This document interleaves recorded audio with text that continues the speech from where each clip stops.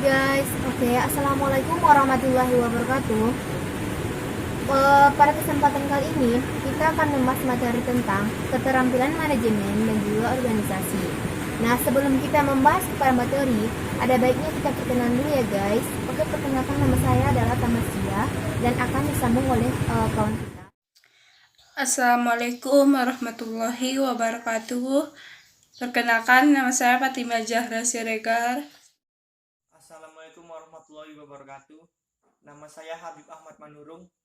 Nah, sebelum kita memasuki inti dari materi kita, keterampilan manajemen, kita harus mengetahui sedikit apa yang dimaksud dengan manajemen. Nah, kata manajemen itu berasal dari bahasa Prancis kuno yang memiliki arti seni mengolah dan menyerahkan.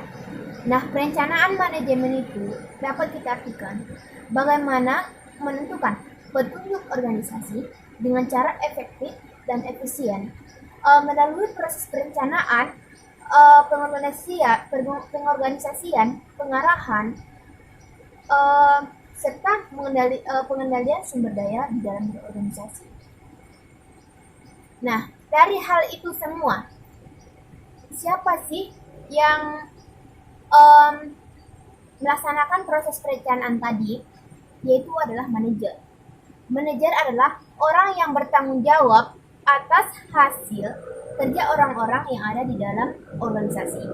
Nah, dapat disimpulkan bahwa manajer itu sebagai perencanaan, pengorganisasian, pemimpin, dan pengendalian pelaksanaan dalam aktivitas sehari-hari. Stoner menyatakan bahwa manajer itu dapat diartikan menjadi 8 pengertian. Yang pertama itu adalah manajer itu bekerja melalui orang lain. Yang kedua, manajer itu harus bertanggung jawab dan mempertanggungjawabkan. Yang ketiga itu manajer itu adalah diplomat. Yang keempat adalah manajer harus berpikir secara analisis dan konseptual. Yang kelima, manajer itu adalah mediator. Yang keenam adalah manajer sebagai politikus. Yang ketujuh, manajer itu adalah dapat diartikan sebagai simbol. Yang kedelapan, manajer harus mampu mengambil keputusan yang sulit. Nah, jadi seorang manajer yang efektif itu dapat kita artikan, yaitu seorang manajer yang mampu membuat suatu pekerjaan terselesaikan dan menjaga tingkat kepuasan yang tertinggi di dalam tempat kerja. Pengamatan menunjukkan bahwa manajer itu melaksanakan fungsi manajemen dengan baik adalah seorang manajer yang lebih berhasil. Nanti kita bahas di materi selanjutnya ya. Nah, makin banyak waktu yang digunakan oleh seorang manajer untuk merencanakan, maka semakin besar pula keuntungan yang diperoleh di perusahaan mereka, karena fungsi perencanaan itu mengacu pada peran penting dalam keseluruhan fungsi manajemen. Nah, ciri-ciri manajer yang profesional itu bagaimana? Nah, kami mengartikannya, ciri-ciri orang profesional itu ada 5. 5 pengertian ciri-cirinya ya. Yang pertama adalah mempunyai rasa pede, mempunyai rasa percaya diri yang besar. Yang kedua, harus berpandang jauh ke depan. Dan yang ketiga, harus berwawasan luas. Yang keempat, berorientasi pada tujuan yang diperoleh dan hasil. Yang kelima, dapat mengambil keputusan yang berhasil.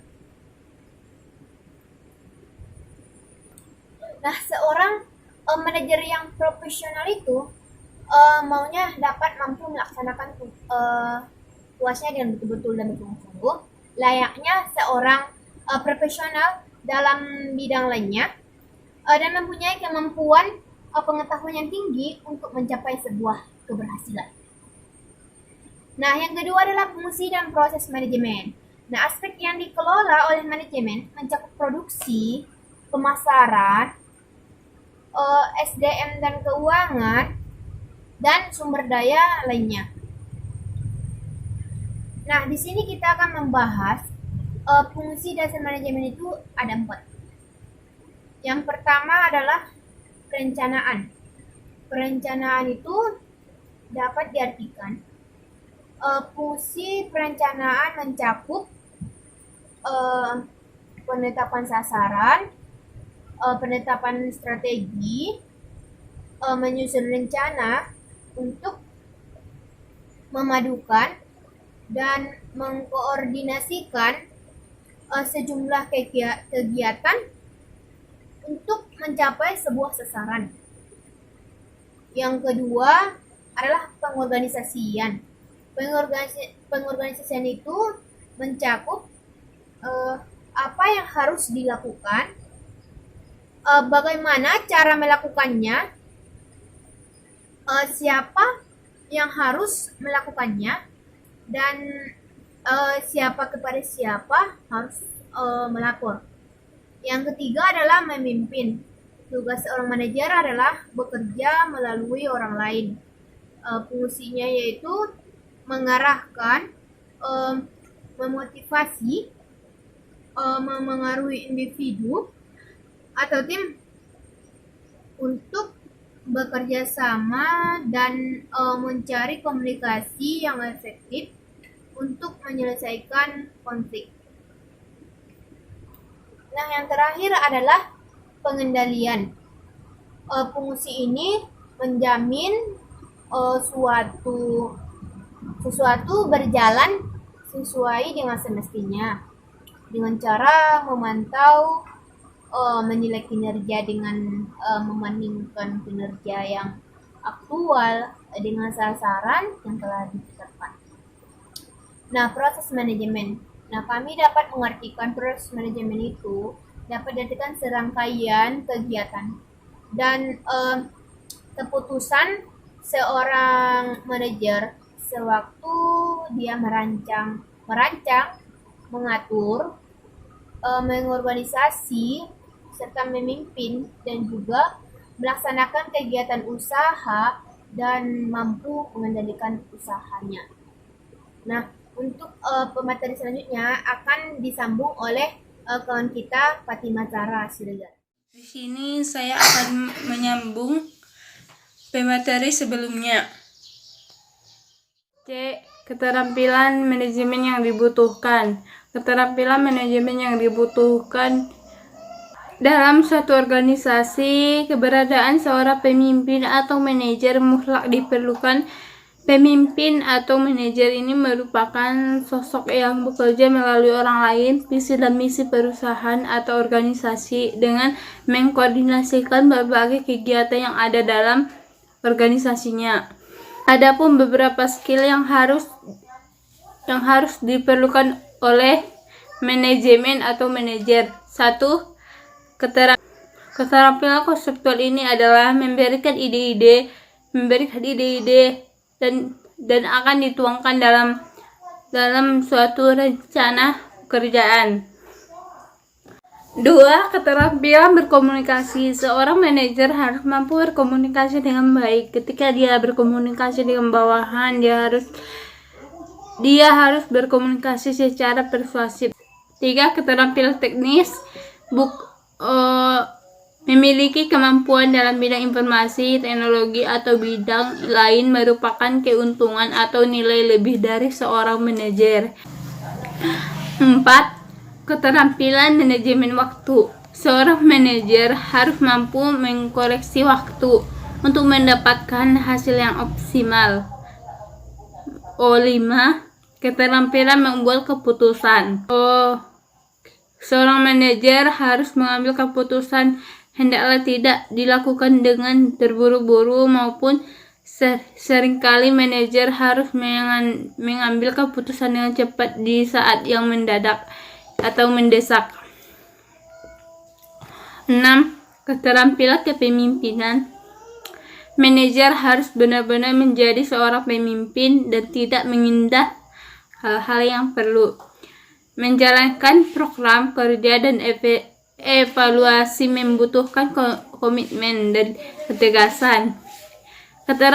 Keterampilan tersebut merupakan skill dasar yang harus dimiliki setiap manajer. Dengan demikian, keterampilan manajemen atau Untuk pemateri selanjutnya akan dilanjutkan oleh teman kita Habib Manurung. Saya akan melanjutkan materi dari teman kita yaitu Fatimah Zahra. D. Organisasi. Pengertian organisasi. Menurut para ahli yang hadir, beberapa pengertian organisasi sebagai berikut. 1. Menurut Stoner M. Mengatakan bahwa organisasi adalah suatu pola hubungan-hubungan yang melalui mana orang-orang di bawah pengarahan atasan mengejar tujuan bersama. 2. Menurut James Demoni, mengemukakan bahwa organisasi adalah bentuk setiap perserikatan manusia untuk mencapai tujuan bersama. 3. Menurut Chester E. Bernard, berpendapat bahwa organisasi adalah merupakan suatu sistem aktivitas kerjasama yang dilakukan oleh dua orang atau lebih. Selanjutnya bentuk-bentuk organisasi. 1. Organisasi garis. Organisasi yang paling sederhana dan sudah sangat tua, digunakan di kalangan militer dengan karyawan yang masih sedikit dan saling kenal. 2. Organisasi fungsional. Pimpinan-pimpinan yang ada tidak memilih bawahan yang jelas karena setiap pemimpin mempunyai wewenang untuk memberikan komando selama masih ada hubungannya dengan fungsi atasan tersebut. 3. Organisasi staf dan garis. Biasanya dipakai pada organisasi yang besar dengan daerah kerja yang luas dan bidang tugas yang beraneka ragam serta rumit. 4. Organisasi staf dan fungsional. Organisasi staf dan fungsional merupakan organisasi gabungan antara staf dan fungsional. Selanjutnya prinsip-prinsip organisasi. Prinsip dari organisasi menawarkan petunjuk untuk menciptakan efisiensi dan efektivitas struktur organisasi. Dengan kata lain, prinsip-prinsip ini adalah kriteria dari proses organisasi yang efisien. Selanjutnya sebab keberhasilan dan kegagalan organisasi. Faktor-faktor kesuksesan pertama, peluang pasar yang bagus. Kedua, keunggulan persaingan. 3. Kualitas barang dan jasa. 4. Inovasi yang berproses. 5. Dasar budaya perusahaan. 6. Menghargai pelanggan dan pegawai. 7. Manajemen yang berkualitas. 8. Dukungan modal yang kuat. Selanjutnya faktor-faktor kegagalan. Pertama, tidak kompeten dan manajerial. 2. Kurang berpengalaman. 3. Kurang dapat mengendalikan uang. 4. Gagal dalam perencanaan. 5. Lokasi yang kurang memadai. 6. Kurangnya pengawasan peralatan. 7. Sikap yang sulit dicapai. Yang terakhir, ketidakmampuan dalam melakukan peralihan atau transaksi